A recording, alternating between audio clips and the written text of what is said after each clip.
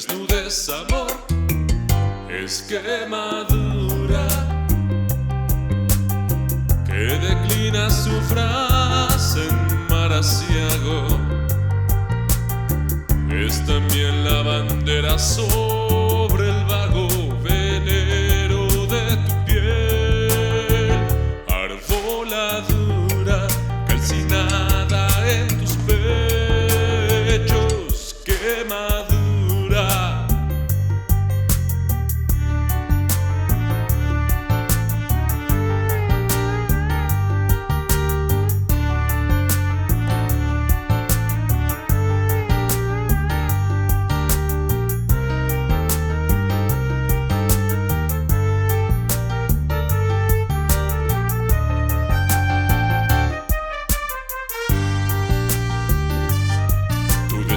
Se esconde la violeta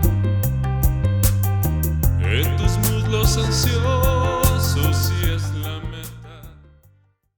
En el poema 16 del tercer canto está la clave. Allí hay una línea que creo haber pensado el 31 de julio de 1970, cuando murió mi padre. Pensé que debía hacerle un homenaje distinto, un homenaje con lo único que yo aprendí a hacer en la vida, que era leer y escribir versitos. A partir de allí estuve pensando y leí y escribí otros libros. Y fue hasta cuando mi madre, 25 años después, murió, que escribí yo La Rosa de Agosto en honor de ella. Fue un libro que pude escribir muy rápidamente. Y retomé la idea del canto del guerrero. Creo que sí es la primera línea, o quiero pensar que así lo fue. 45 años después retomo el impulso, encuentro la forma que quería yo darle y decido entonces que este era el momento en que podía salir el canto. Una huelga muy grande en la universidad me permitió dedicar 3 meses seguidos a escribir en diferentes cafés, en un cuaderno, con una pluma especial que yo tenía, regalo de mi esposa, que fue una Mont Blanc, y escribir allí a mano, y en 3 meses estaba completo. Luego fueron otros 2 o 3 años de correcciones, pero ahí estaba el canto del guerrero. Creo que por fin, después de 45 años, pude escribir para saldar una deuda de honor con un hombre guerrero y valeroso que había dado su vida por nosotros.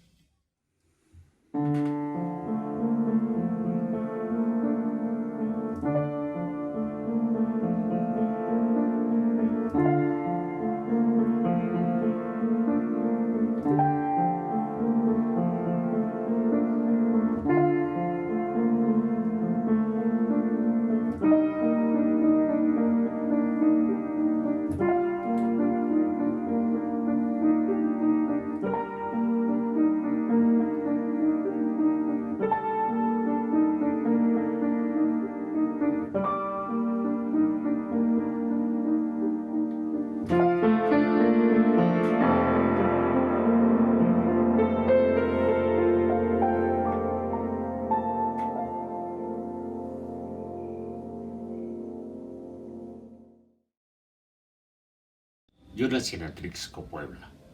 No lo vuelvo a hacer. Exactamente a un costado de una parroquia del siglo XVI vivía mi abuelo. Yo pasaba todas las vacaciones y todo el tiempo que se podía en casa del abuelo. Él vivía con la mayor de sus hermanas, de toda una estirpe enorme. Ya yo la recuerdo, yo de niño ya la recuerdo anciana. Ella tenía como costumbre, evidentemente, en Atlixco, junto a la parroquia, a su edad y solterona, pues ir al rosario todos los días.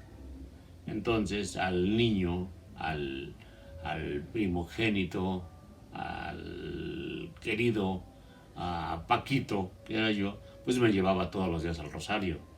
Claro, yo tendría 6 años, 7 años, y por estas otras bromas de la vida, a mí me gustaba.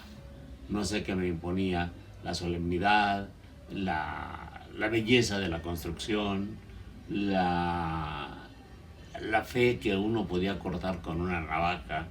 Entonces yo era uno de los adoradores del Santísimo y llevaba mi vela y me encantaba ir. Me aprendí el rosario y me aprendí la misa y la decía yo con lo que escuchaba. Después supe que era latín y encontré que este universo me gustaba y yo en algún momento, a mis 6 7 años, había decidido que iba a ser sacerdote. Incluso las tías atlisqueñas me decían Cándido, porque era el nombre del cura de ahí. Entonces a mí me decían de este modo y lo he contado otras veces y un día lo conté allá en Atlixco, que por fortuna, poquito más adelante, ya 8 o 9 años, cuando uno comienza a sentir calofríos ignotos, mis vecinitas me ayudaron a entender que la vida era otra. Y entonces, poco a poco, me fui haciendo más dado a los luminosos placeres de la vida y ya olvidarme totalmente del asunto religioso, y sobre todo cuando uno comienza a leer y a saber y a conocer más y bueno, uno descubre todas las mentiras que le contaron y no me avergüenzo de decir esto. Fue parte de mi aprendizaje, pero incluso hasta me leí quién sabe cuántas vidas de santos de las revistas que tenía mi tía allí en su casa. Entonces ahora yo, feroz ateo, descreído,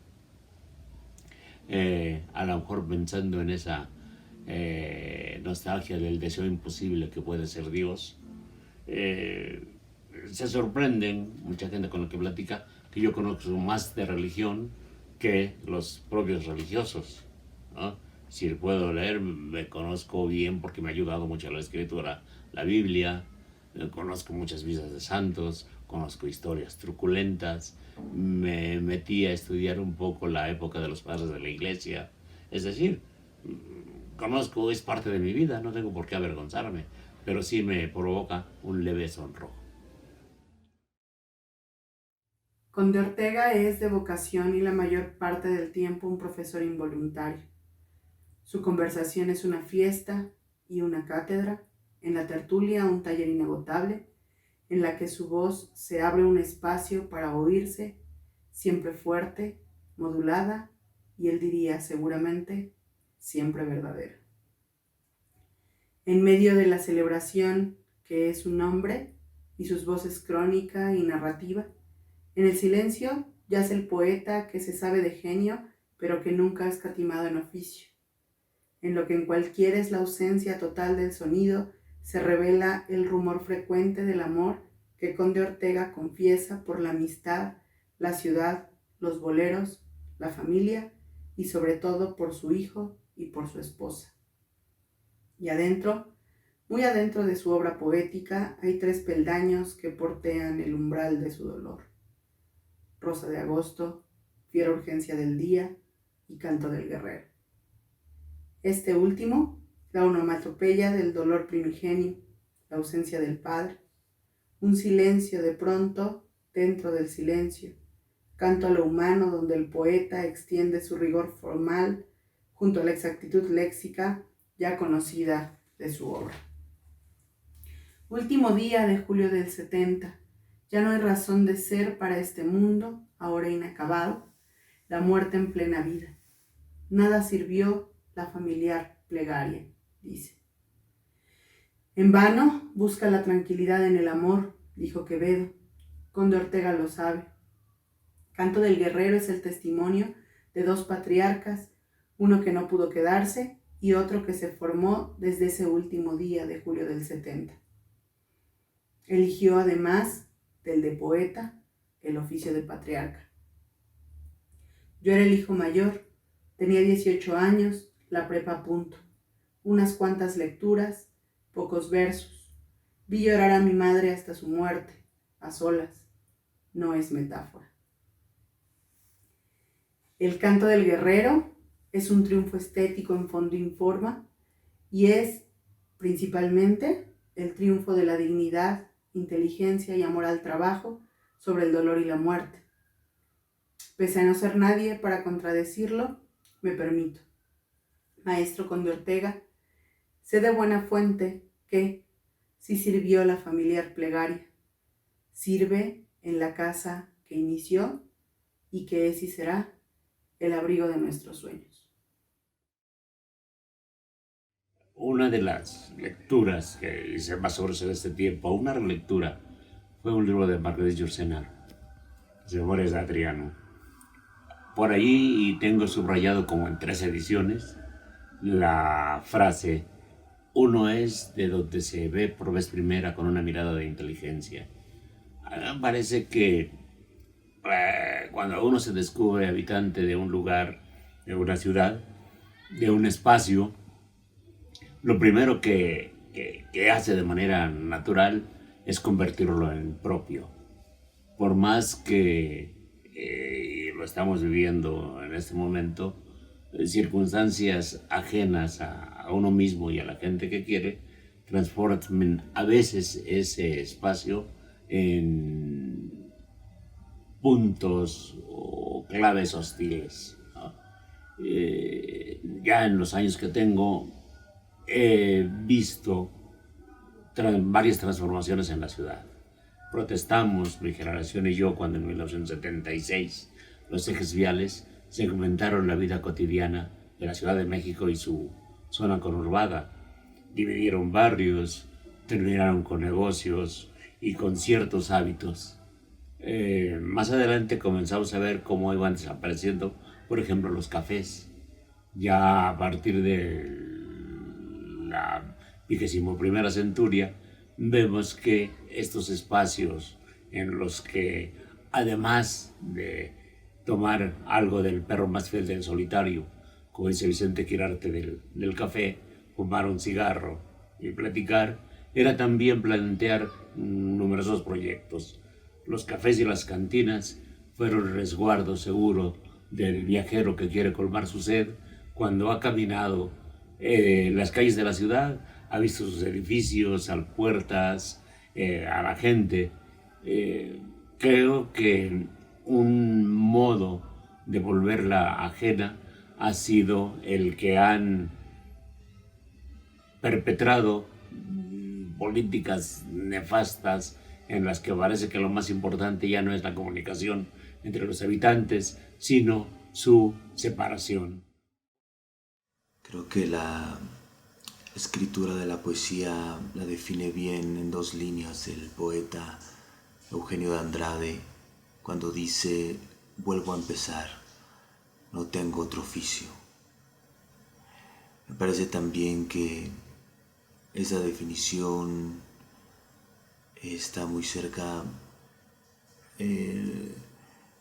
no solo de la escritura de poesía, de la poesía de mi querido José Francisco Conde, sino de quién es José Francisco Conde.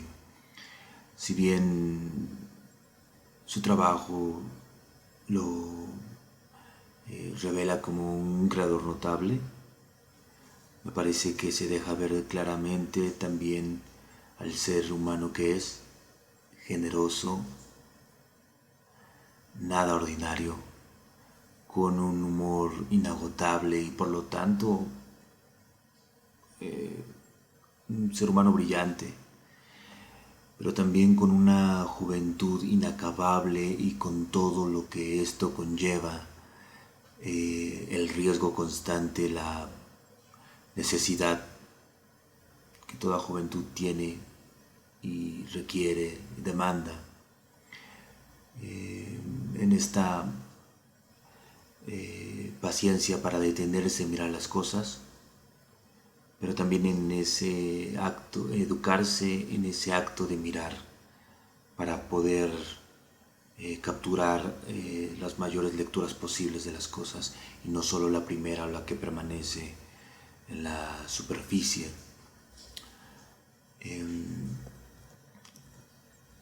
La poesía de José Francisco Conde no solo es dueña de grandes títulos, Fiel a Urgencia del Día, Fiel de Amor, sino creo que todas las calles que aparecen en su poesía, la celebración, las noches interminables en las cantinas, los placeres que da la noche, hacen de este poeta una especie de animal en extinción.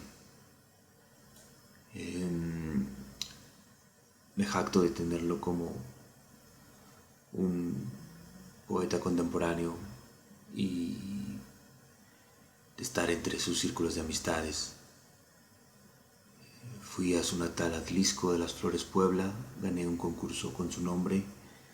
En una ocasión pasamos un sismo juntos, abríamos cervezas en una mesa a oscuras mientras todos bajaban, aterrados y con justa razón. También ahí, esa misma noche hablamos de Tanizaki y su elogio de la sombra, leímos aquel soneto de Gerardo Diego, Insomnio, y escuchamos muchos boleros. Nada más me queda decir que te abrazo, mi querido conde, como se abraza un hermano, te abrazo como se abraza un padre. Desde que yo vivía en la colonia Guerrero, estaba estudiando la primaria, en la calle de Lerdo estaba la escuela primaria. Yo vivía en la calle de Luna, ahora muy cerca de lo que fue antes Santa María la Redonda, la última calle de la colonia Guerrero, antes de Tlatelolco.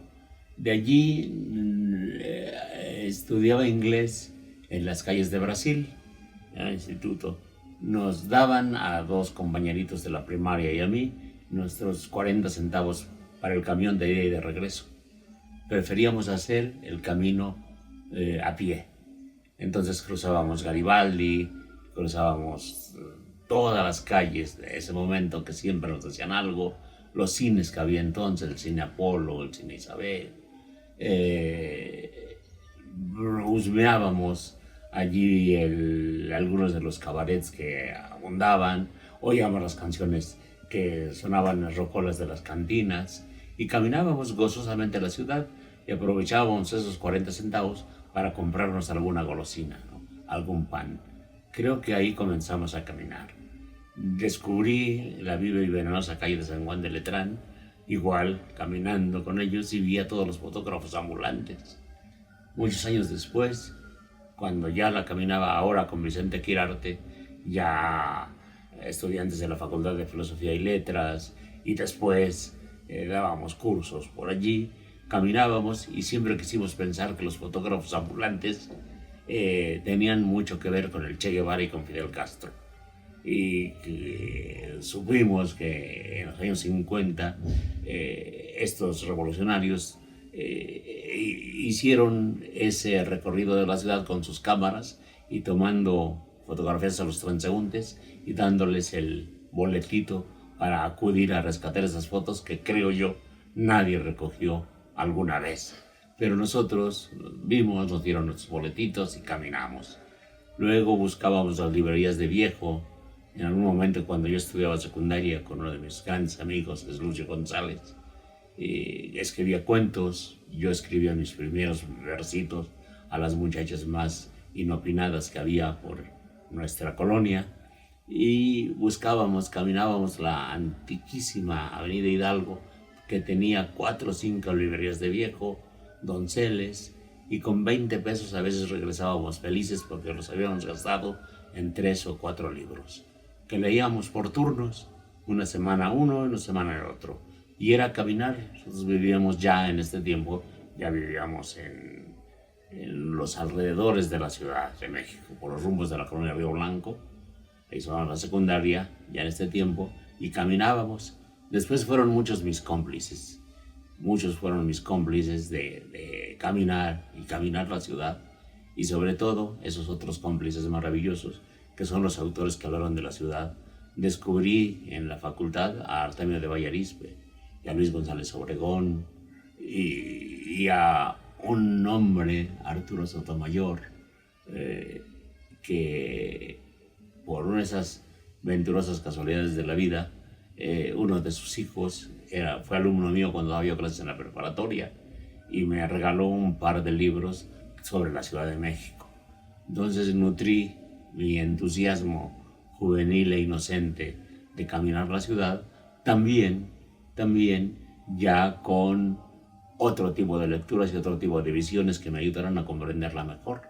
Y desde luego, muchos años después, conozco en Ciudad Nezahualcóyotl a Emiliano Pérez Cruz y a su personaje, el Pata de Perro. Yo finalmente me identifiqué como muchos otros. Yo también fui un pata de perro. Claro, literatosamente prefiero decirme caballero andante. Querido hermano Francisco Conde Ortega, estoy en este espacio pensando, recordando nuestra amistad de muchos años, pero sobre todo estoy emocionado y agradecido por ese poema que he vuelto a leer con la misma emoción, con la misma gratitud de la primera vez. Tus heptasílabos, tus endecasílabos, que fluyen de manera muy natural, no apuestan en ningún momento por el adjetivo. Como dijo otro Vicente, muy sabio, Vicente Huidobro, el adjetivo, cuando no da vida, mata. Creo que tú sabes, querido Francisco, que este es el mejor libro que has escrito, y pienso en el cuarto mandamiento de las leyes que Dios entregó a Moisés para que las sigamos diferentes religiones, pero la católica recupera el cuarto mandamiento bajo la premisa: honrarás a tu padre y a tu madre. Tú, querido Francisco, has honrado a tu madre en el poema Rosa de Agosto, y ahora lo haces con tu Señor Padre. Esta deuda permanente que tenemos con quien nos trajo a realizar esta breve aventura que nos corresponde, nuestra obligación permanente es agradecerles y devolverles en lo que podamos este esfuerzo que hicieron para traernos al mundo. Pues bien, tú lo has hecho en este Canto del Guerrero, que es una biografía de tu padre y una biografía de quien se enfrenta a la vida de manera tenaz, de manera sincera. Pienso en una expresión del gran Rubén Bonifaz cuando dice: es mejor sufrir que ser vencido. Tu padre, como verdadero guerrero, nunca fue vencido por nada. Siempre se enfrentó con honestidad, con valentía, porque el hombre valiente en el fondo es un hombre honesto, es un hombre limpio. Eso debe ser, porque, como bien lo dijo Guillermo Prieto, los valientes no asesinan. Los valientes están permanentemente a nuestro lado y nos hacen el corazón más grande. Eso pasa con este poema tuyo que, insisto, está vinculado a la tierra.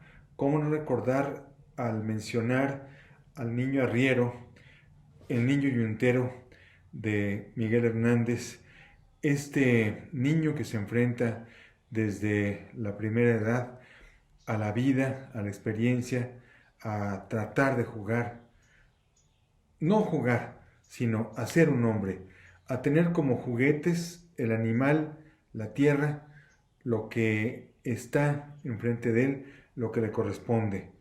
Por eso es que al leer tu poema, yo he recuperado no solamente la imagen de tu padre, sino la imagen tuya, aquello en lo cual crees. Tu poema se vincula a una serie de textos de nuestra tradición, por supuesto, desde las coplas a la muerte de su padre, de Jorge Manrique, que tú tienes en mente, que citas de manera constante en tu poema, algo sobre la muerte del mayor Sabines, el poema que a todos nos ha estremecido desde la facultad. Yo recuerdo, querido Francisco, debe haber sido en la torre, junto a la torre rectoría, en los jardines de Ciudad Universitaria, mientras tú hacías con gran facilidad una tarea para la musa en turno y me diste los primeros poemas, supongo que con José Luis, de Jaime Sabines. A mí me sorprendió, me llenó de electricidad acercarme a esos poemas y con gran asombro, con gran admiración, me doy cuenta de que tu poema, a pesar de que parte de esos grandes modelos, no les va a la saga.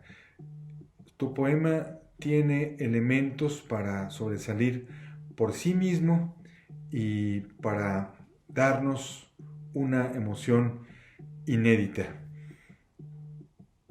Pienso en poemas de nuestra moderna tradición que hablan sobre el padre y recuerdo en este momento poemas escritos por las mujeres poetas.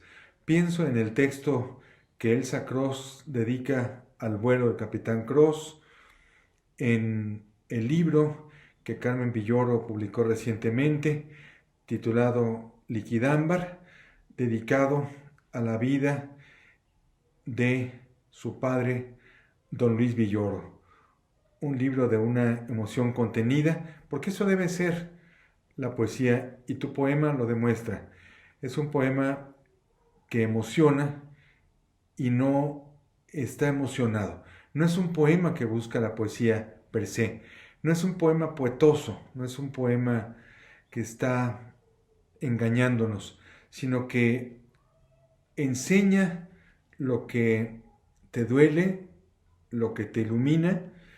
De manera particular me gustó aquella parte donde tú redescubres los gestos, las expresiones, el lenguaje corporal de tu padre en tu hijo, de tal manera que todo continúa, nada termina, a pesar de que tenemos solo un breve instante aquí, a pesar de que llegamos para realizar de manera muy breve nuestra aventura, nada termina, todo se transforma. Gracias, querido Francisco, por enseñarnos en este poema magistral, El canto del guerrero, esta certeza que a todos nos ilumina y a todos nos sostiene. Gracias, querido Francisco, te mando desde aquí un gran abrazo y el cariño y la admiración de siempre. Cuando en el tercer canto hablo de un trabajo que tuvo mi padre, que trabajaba en la ruta Zócalo-Peralvillo, Guatemala. Esas fueron las primeras experiencias distintas como marinero en otra embarcación, que en este caso eran los camiones de esa ruta larguísima. ¿Por qué? Porque mi madre, entonces con 3 de mis hermanos, íbamos a llevarle la comida a mi padre en un lugar específico. Más o menos sabía la ruta donde tenía que pasar y subíamos.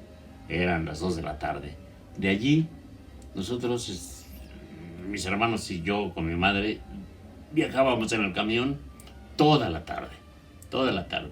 Entonces vi desde Tlalnepantla, cuando era la ruta Tlalnepantla, porque había otras rutas que en aquel tiempo eran lugares extrañísimos y lejanos como Barrientos o Iztacala o no sé, que otras, pero todos llegaban a la antiquísima estación de San Lázaro, donde salían los primeros trenes en el momento juarista, o Porfirio Díaz, que además también servía como la fortaleza como bastión para que no entraran del lago de Texcoco los naturales, ¿no?, a saetear la ciudad. Después se convirtió el espacio enorme en la terminal de muchas rutas de camiones. Allí era. Entonces, otra vez, repasar todas las calles desde ahí, todos los días durante varios años. Eso fue primero, o sea, yo muy niño, y fui a conocer un detalle. Conocí la calzada Vallejo cuando era apenas una vereda donde cabían escasamente 2 camiones, uno de ida y otro de regreso, y tenían que cada uno bajar sus ruedas a la cuneta para si pasaban al mismo tiempo, ¿no? Una pequeñísima avenida que ahora es enorme, y a los lados milpas y milpas. Y ya uno entraba a la ciudad, cruzaba la actual Cuitláhuac, y uno entraba a la ciudad y ya era otro universo. Yo no entiendo el verso de Efraín Huerta, ¿no? Después de todo, fuera de México es Cuautitlán, todo es Cuautitlán, ¿no? Y vi el monumento a la raza, ¿sí? Que ahora me parece un sueño, porque pues, evidentemente no es lo que ahora existe, un reloj checador de la ruta, un parque de juegos infantiles exactamente frente a una cantina donde todo el tiempo estaba sonando Javier Solís, Chalo Silva y la Sonora Santanera, ¿no? Ya más adelante, con mi esposa caminábamos, sobre todo el centro, la ciudad. Nos gustaba mojarnos cuando llovía, no corríamos, caminábamos porque sabíamos que íbamos a llegar al lugar más seguro que hay en este mundo, que era una cantina. Una cantina bienhechora donde los toños nos resguardaban, nos ofrecían una toalla y un riquísimo tequila. Y esto también, ya más adelante, lo repetí con mi hijo. Y mi hijo y yo caminamos la ciudad, y la he caminado con mis sobrinos, y la he caminado con muchos, bueno, la caminé con mi padre. Canto familiar. No se habla del que habla, se habla del que tiene algo que decir. Ni siquiera tendría que decirles que así me lo enseñaron. Es de pésimo gusto hablar en primera persona en la presentación de la obra de cualquier artista. Conocí a fulano en la primera vez que leí a Sutano. Si algo siempre le he admirado a Chencho, porque uno es invitado, es un mediador entre la obra más reciente de un creador y su futuro público. Aquí, sin embargo, es inevitable porque yo también soy parte del canto del guerrero sin haber participado en una sola coma. Se nos podrá acusar de un distorsionado festival de nepotismo donde el apellido Conde se repetirá más de una vez, pero a nuestro favor diré que esto es una presentación de libro y no una asignación de curules en el Senado. De José Francisco Conde Ortega, a quien me acostumbraré a llamar el autor para evadir el mi tío, se cuentan siempre 2 palabras en voz de sus lectores especializados para definir su obra: erotismo y memoria. Las 2 olas en las que ha vadeado su barco y en los viajes más perversos las ha cruzado al mismo tiempo. Y de ellas desvenamos los poemas de las borracheras con amigos, los recuerdos de las mujeres desconocidas que aparecían por la calle, las anécdotas de los compañeros de escuela, los sutiles y crueles libelos de despecho para el momento más sombrío del amor. Por supuesto, para la edad que tenía la primera vez que entré a una presentación del libro del autor, la palabra erotismo, si no me era desconocida, sí era motivo para sonreír como Escolapio y hundir la cabeza en los hombros. Además, poco entendía de poesía, y menos aún de la memoria en una edad donde los recuerdos cotizan muy por debajo de su valor real, pero entendía de emoción. Y recuerdo esa emoción al encontrar 2 poemas en particular cuyos títulos quedaron subordinados a las dedicatorias que los coronaban. Uno de ellos escrito a Jorge, mi hermano, y el otro a Francisco, mi primo, respectivamente el sobrino y el hijo del autor. Había en muchas otras páginas, por supuesto, varios versos de largo aliento que ese señor dedicaba a su esposa, pero eso me parecía una obviedad. Los poetas escriben del amor, decía mi yo niño, y las esposas se tienen para amarlas. Deducía con un exceso de simplicidad, pero no es el momento ni el lugar para desmentir la mente de un niño. Que el poeta hubiera dedicado un par de páginas a 2 niños de su familia me resultaba sobrenatural. Para ese momento el autor no era mi tío. El autor era, de pronto, el saco que mi tío usaba cuando se juntaba con sus amigos de lentes, que también usaban sacos, cafés, fumaban y se reían de quién sabe qué dijeron, mientras agarraban sus copas de vino con mucha elegancia. El nombre y la fotografía de mi tío estaban en los libros, pero era un señor diferente porque el autor no hablaba como mi tío, que hablaba de Mafalda y tacos de carnitas, y películas mexicanas y chistes de juegos de palabras. Bueno, eso decía yo porque era niño y todavía pensaba que la literatura era cosa seria, y sobre todo no había leído la obra completa de mi tío, perdón, del autor. Encontrar 2 poemas dedicados a 2 personas que yo conocía, y es más, 2 personas con las que yo jugaba, era muy distinto de todo lo que yo pensé hasta ese momento que eran los libros. Mi primo al menos estudiaba música, tenía algo que ver con el arte, pero mi hermano jugaba fútbol y me hacía maldades. ¿Qué hacía él adentro de un poema? Entendí que los libros no son objetos de viejo, que la literatura no era cosa de hace muchos años, sino algo que está pasando a nuestro lado. Entonces me enteré que Rosa de Agosto, otro título, era un homenaje a mi abuela paterna, que La esquina de los hombres solos era un recuento de las vivencias de la infancia en aquella colonia que tanto sumó al anecdotario citadino del autor, y cuando empecé a coquetear con el diseño editorial, no fue el autor, fue mi tío el que me aventó como lechón a una alberca para hacer la edición de un poemario breve y muy íntimo que tituló Fiera Urgencia del Día, una colección de sonetos dedicados a sus muertos, no de ustedes, del autor. Y entonces me di cuenta que aquella constante de la que hablaban, la memoria, era muy amplia y muy apta para abarcar las calles, los negocios, las cantinas, los conocidos, los compañeros de trabajo, los encontronazos ocasionales, las riñas, los amores de juventud, pero no a las personas más cercanas, no a la familia. Lo familiar es aquella gran esfera que no recuerdo haber escuchado de alguno de sus estudiosos, y si es que sí lo llegaron a mencionar, pues una disculpa tardía, pero en las presentaciones del libro mi atención suele perderse en aguas misteriosas. No he dejado de hablar de mí, pero tampoco he dejado de hablar del autor. Cualquier otro de sus libros pudo haber escapado a esta dinámica, a esta suerte de onanismo del apellido, pero no el canto del guerrero. La misma edición del libro lo define como la apuesta del poeta para contar una historia, pero con todo respeto al excelente, célebre y multifacético Bruno Bianco, llamarle a esto una historia es dejarlo muy corto. Es decir que la Ilíada fue un conflicto, es decir que el mío Cid es una anécdota.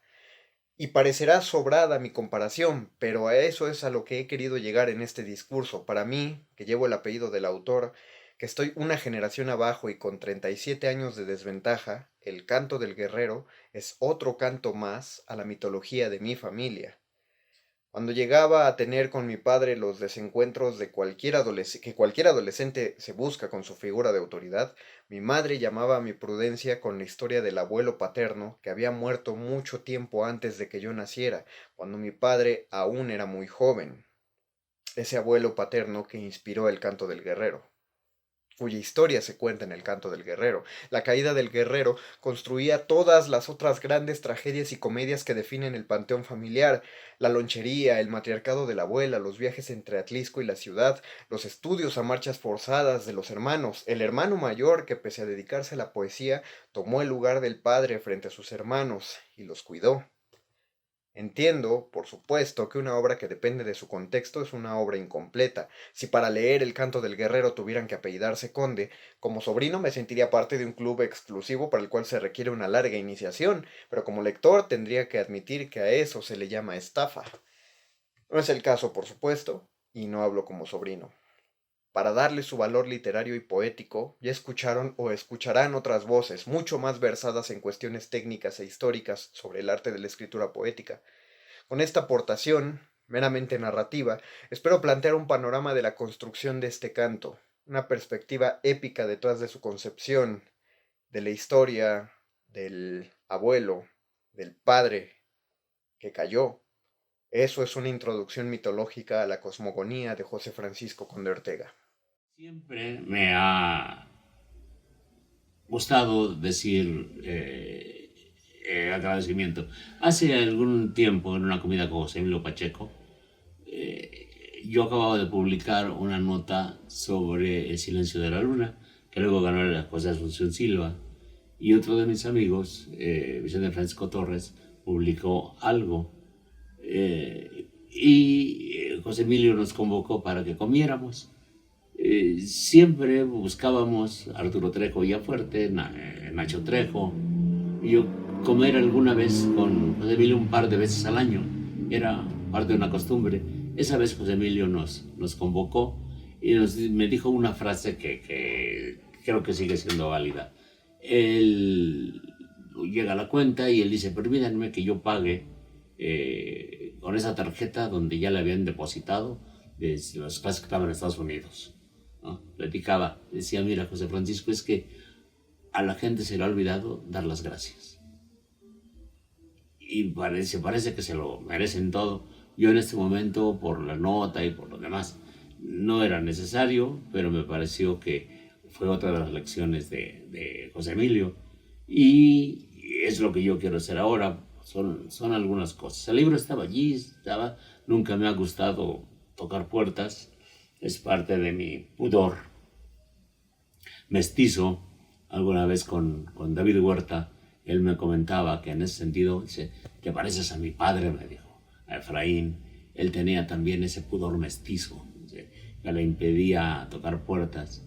Y entonces, generosamente, el maestro Bernardo Ruiz me hace la invitación para que yo publique. Y el equipo del maestro Bernardo Ruiz, esto muy generosamente, hacen una edición que a mí me fascinó, pero es otra vez parte de lo que se va haciendo, se está trabajando, y siempre hay alguien que ofrece una fraternal ayuda desinteresada.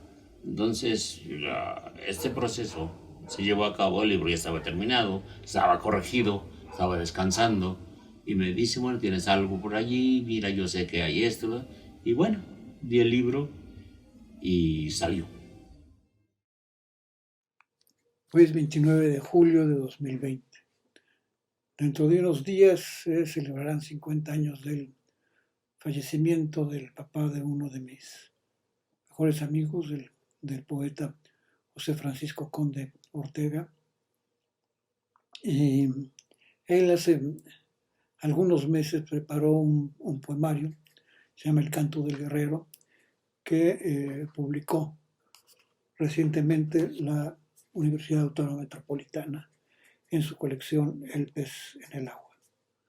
Este libro realmente es un poemario que vale la pena conocer, descifrar, acercarse a él, porque viene a ser una narrativa de Ulises y Telémaco, digámoslo así, una visión de la Odisea, una visión de un mundo que ya no es, pero que quisiéramos que en algún sentido se defendieran sus valores, que estuvieran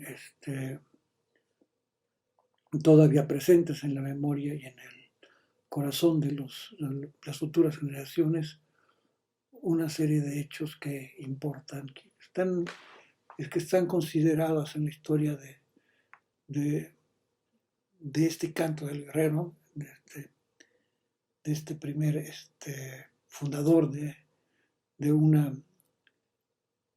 estirpe, y que va a heredar el gusto por el trabajo, la vocación por la honradez, el cuidado por hacer las cosas, el saber recorrer un mundo de experiencias a lo largo de todo este poemario que desarrolla estos temas junto con el del amor, junto con el de la expansión de las ciudades, el cambio de las sociedades en su manera de verse, pero todo dicho a la manera del poeta, considerando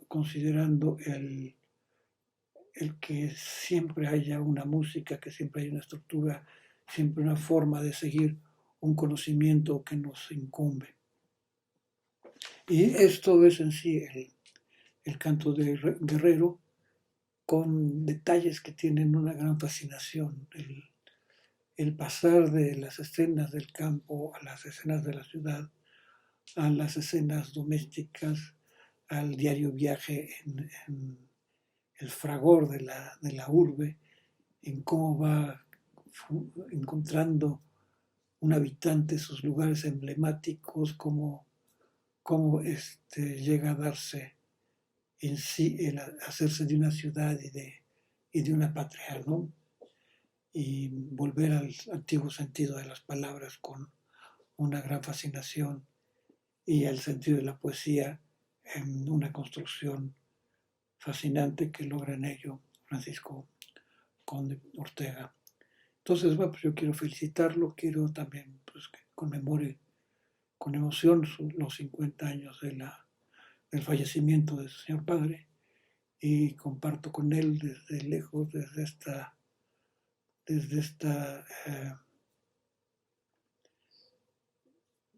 esta situación que nos ha tocado vivir en confinamiento, el que podamos estar de alguna forma siempre enlazados. Yo creo que, bueno, evidentemente hay más lecturas, hay más certidumbre en el oficio. Me ha preocupado mucho y he escrito a propósito de que no creo en la improvisación. Desde muy joven, que yo quise comenzar a escribir versos hasta que me di cuenta de que era un asunto serio, destruí todo lo que tenía yo antes, ¿no? Es decir, no hay, anda por allí circulando, y ahorita ya no tanto, ya se ha olvidado, algún bolero que me atreví a componer y que grabaron obviamente con otro nombre, que jamás diré, eso me lo voy a llevar a la tumba, pero después descubrí que este era un asunto serio. No estrictamente, y esto es casi un contrasentido, a partir de perceptivas, no, es conocer los riesgos y los pormenores del oficio. En eso me he empeñado, no solamente con el verso medido, sino también con el verso suelto, pero a partir del conocimiento.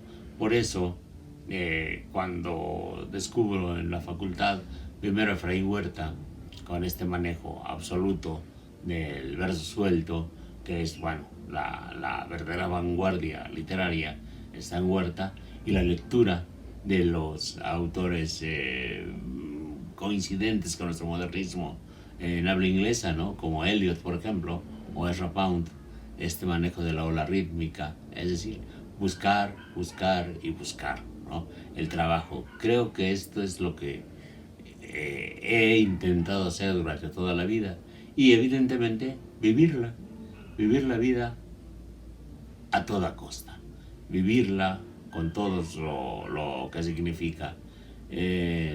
Tengo como natural de mi personalidad ser optimista, pero consciente. ¿Sí? Entiendo las dificultades, pero siempre he pensado que uno debe buscar soluciones, no quedarse en lo que no se puede hacer. He tratado de ser responsable, de trabajar, de buscar en cada uno de los elementos de la vida, disfrutarla. Hace muchos años, en una plática con uno de mis queridos maestros en la facultad, en la vida y en la literatura, César Rodríguez Chicharro, veíamos una palabra que nos definiera, y él me definió. Él me dijo que era yo un hedonista. 5 años antes le hubiera echado pleito porque no hubiera sabido qué significaba esa palabra. Ya había leído a mis autores en ese momento, mis autores griegos, ya conocía un poco de la vida, nunca fui seminarista sin Baudelaire, sin rima y sin olfato, aunque sí fui acólito.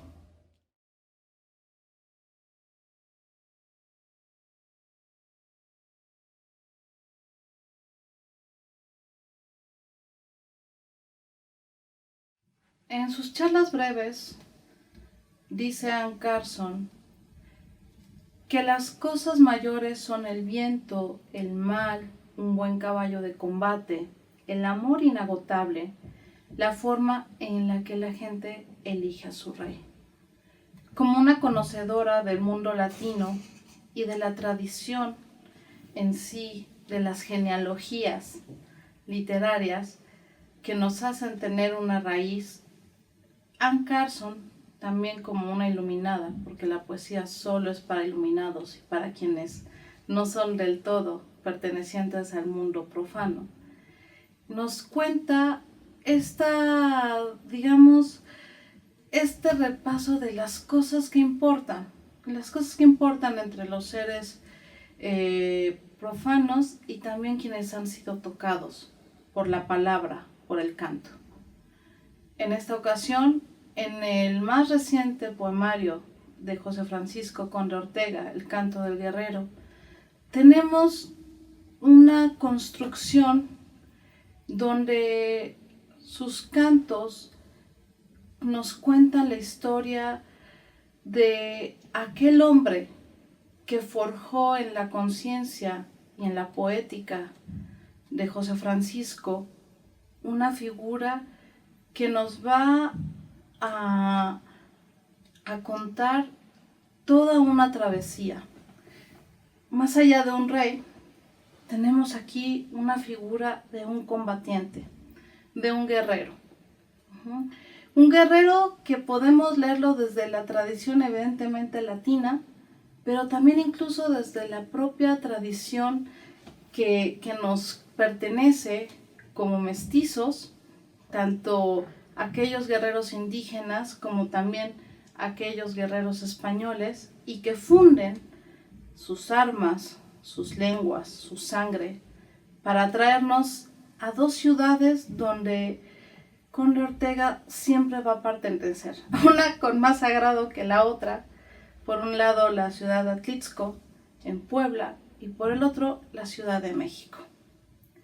En esta travesía donde la mirada, digamos, del poeta se va 50 años atrás, donde la vida para todos, para todas, comienza a enraizarse en la adolescencia. Para todos aquellos quienes hemos perdido a nuestro padre muy jóvenes, sabemos la importancia no solo de la memoria y de reconocerse en aquella sonrisa, en aquellas manos que nos enseñaron a amar, a abrazar, el valor del trabajo y también el goce y el ritmo y los vicios.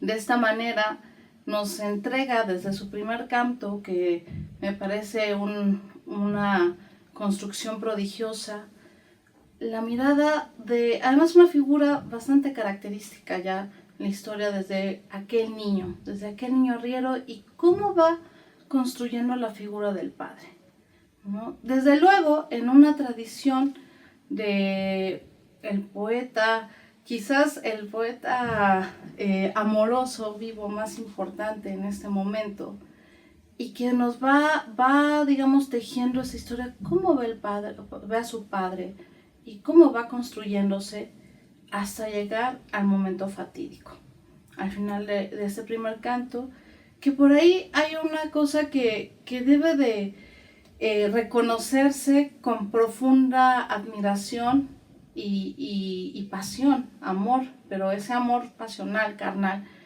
porque no es solo la historia de su padre, de José Lauro, sino también de todos aquellos padres poéticos con quien realmente José Francisco tuvo el placer y la gloria incluso de emborracharse y de tomarse a la vida como es y como debe de cantarse, desde la pasión, desde la llama. Entonces, aquí me gusta siempre reconocerle todos estos maestros que, bueno, finalmente estamos hablando de un hombre infinitamente sabio, tanto en sus construcciones, pero también en su propio trato, un trato muy fino, que tenemos incluso a un Luis Cernuda. Y recordaba por ahí esta maravilla, ¿no?, del adolescente fui en días idénticos a nubes, ¿no? Por ahí Cernuda dice: ni gozo ni pena, fui niño prisionero entre muros cambiantes.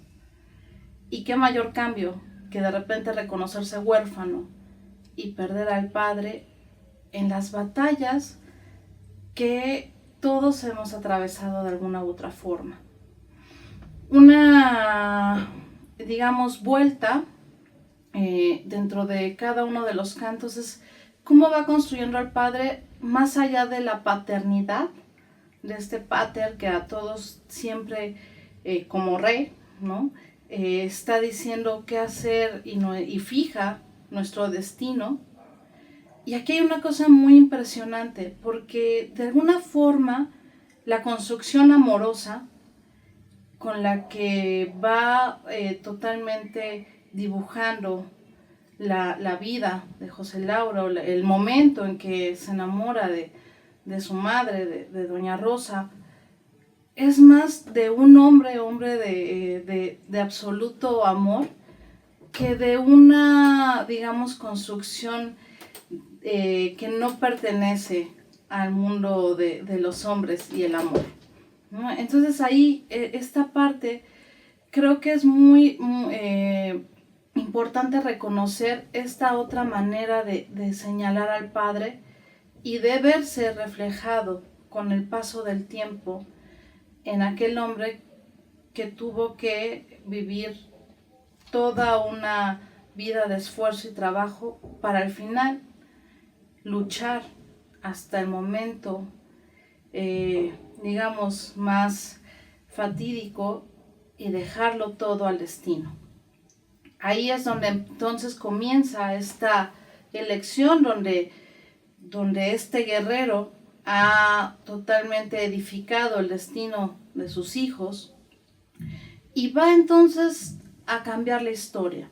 En ese momento, ya para el canto tercero tenemos una iluminaciones, no una, muchas iluminaciones de quien ya ha tomado posesión de ser ahora el guerrero de la familia, ¿no? Aquí por ahí, por ejemplo, podemos, por eso les comentaba sobre la ciudad, pues evidentemente están sus otros padres poéticos. Tenemos a Efraín Huerta, por ahí hasta un Jorge Cuesta y como no queriendo, y evidentemente un Bonifaz Nuño, ¿no?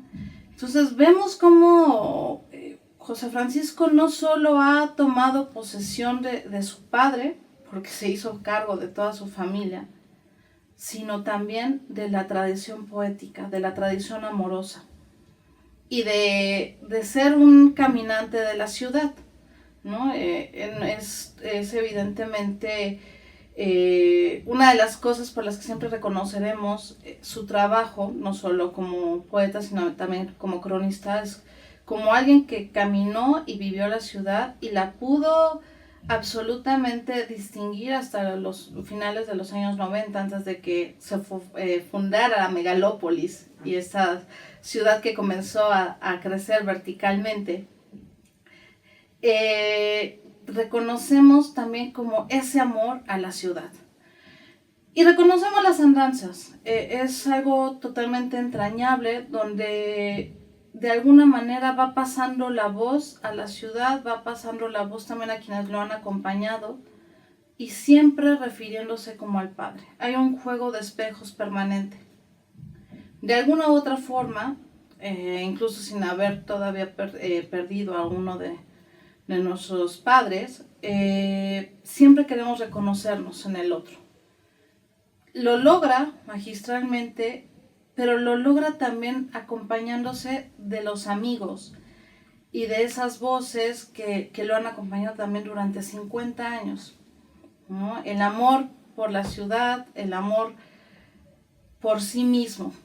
Hay una parte donde parece que la elegía se encumbra más en el canto final hacia una condición de sentir un profundo agradecimiento por esa existencia que ve reflejado finalmente en su hijo, en el próximo guerrero.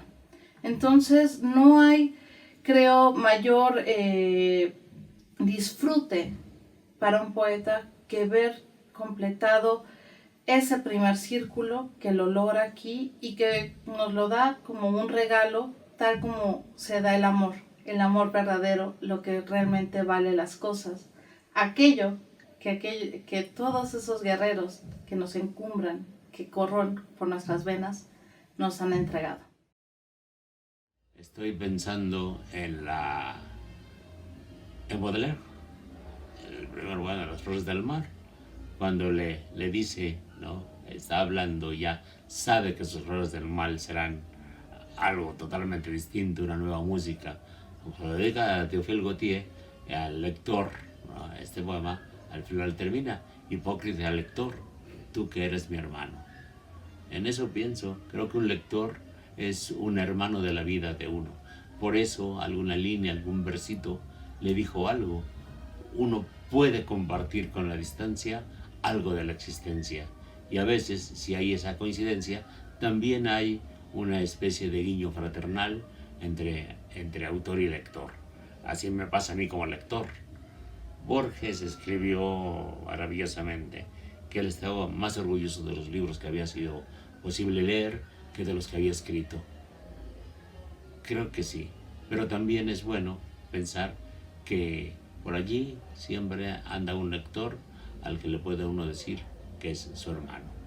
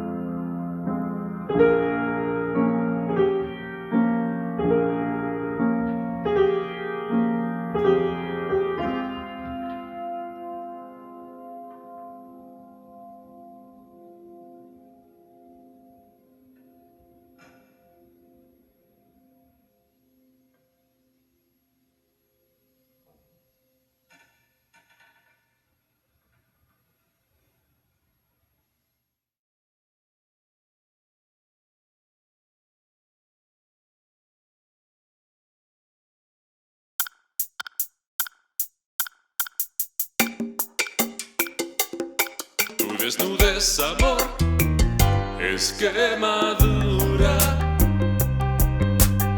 que declina su frase en mar aciago. Es también la bandera sobre el vago venero de tu piel, arboladura calcinada en tus pechos, quemadura.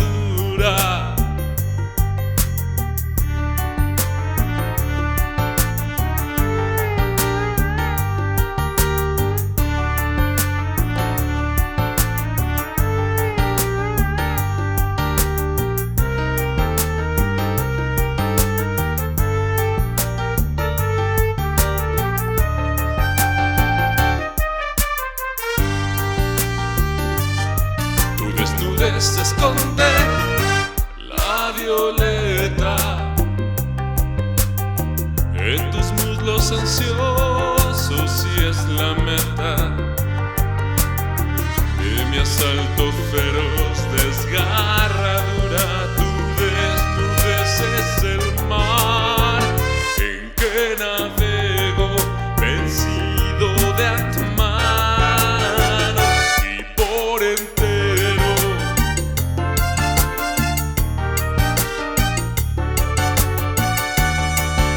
Desnudo mar a donde llego,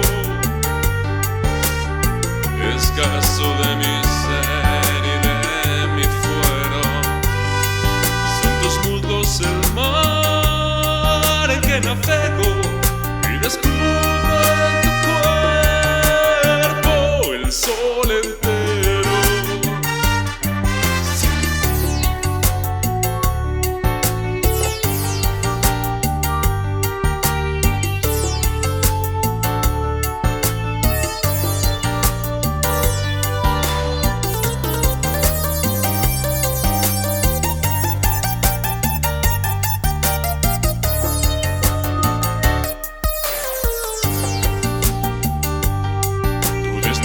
Amor, es quemadura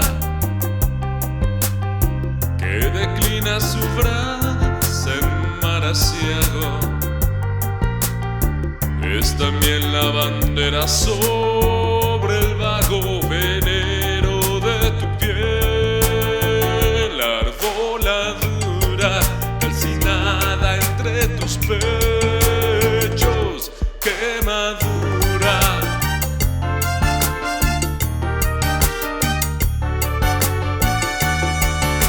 Desnudo mar a donde llego, escaso de mi ser y de mi fuero. Son tus muslos el mar en que navego y descubro en tu cuerpo el sol entero y descubro en tu cuerpo el sol entero.